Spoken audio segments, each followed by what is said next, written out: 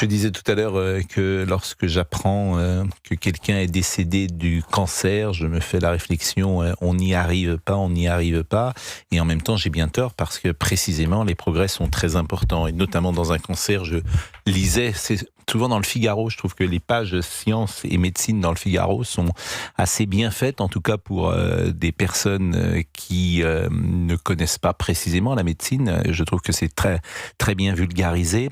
Et sur le cancer du pancréas, je lisais, cancer du pancréas qui était un cancer très agressif, qu'il y a aujourd'hui un traitement quasiment miracle qui permet de vivre plus longtemps.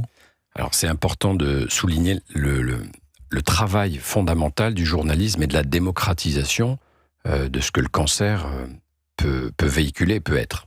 Il y a 4 millions de Français qui ont ou qui ont eu un cancer.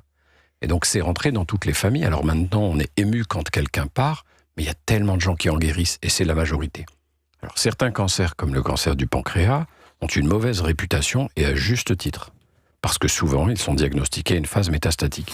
Et effectivement, ce qui a été révélé au Congrès américain le mois dernier, c'est une étude internationale où en fait, y compris dans le cancer du pancréas, certains cancers du pancréas, on a pu mettre en évidence une cible qui était là dans 90% des cas. Et les premiers essais avec un médicament, une thérapie ciblée, ont été impressionnants en termes de résultats.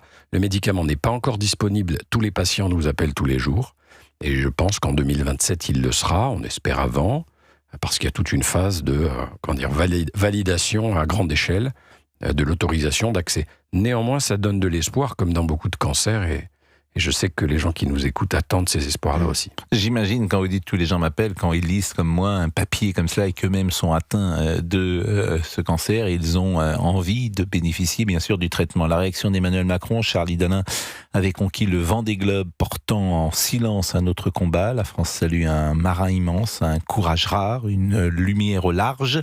Et puis Bruno Retailleau, parce qu'il est vendéen bien sûr. J'apprends avec une immense tristesse la disparition de Charlie Dalin. Vainqueur du dernier Vendée Globe, il incarnait l'excellence, le courage et l'esprit de dépassement qui font la grandeur de la voile française. Son parcours exceptionnel jusque dans l'adversité forçait le respect et l'admiration. J'adresse mes pensées les plus sincères à sa famille, à ses proches et à tous ceux qui partageaient sa passion de la mer, la Vendée, le monde de la voile, père d'un immense champion. Écoutons-le une dernière fois. Charlie Dalin, c'était sur Canal+, il parlait de sa passion pour la voile. Liberté en fait, voilà, on n'est pas sur une piste, on n'est pas sur un terrain, il n'y a pas vraiment de limite, et voilà, je trouvais ça assez magique, ce côté, on se déplace juste avec la force du vent, on règle cette voile, on tient son petit gouvernail, et puis voilà, on va, si on a envie d'aller à gauche, on va à gauche, si on a envie d'aller s'approcher de la rive, on s'approche de la rive, si on a envie d'aller vers le large, on peut, et voilà, j'ai vraiment beaucoup aimé. Effectivement, mon grand-père m'emmenait, donc j'ai découvert la voile à Crozon, dans le Finistère, et en rentrant, j'ai enchaîné aussi des petits stages, et j'ai fait des stages sur le bassin du commerce. Moi, mon grand-père ils habitaient à Place de l'Hôtel de Ville, et voilà, il m'emmenait donc sur ce bassin du commerce faire des petits stages d'optimiste. Charlie Dalin, 42 ans. Mais c'est ça qui nous interpelle L'injustice aussi. de la vie. C'est 42 ans. 42 ans, qui était beau, qui était courageux, qui aimait la vie et qui était un champion hors catégorie.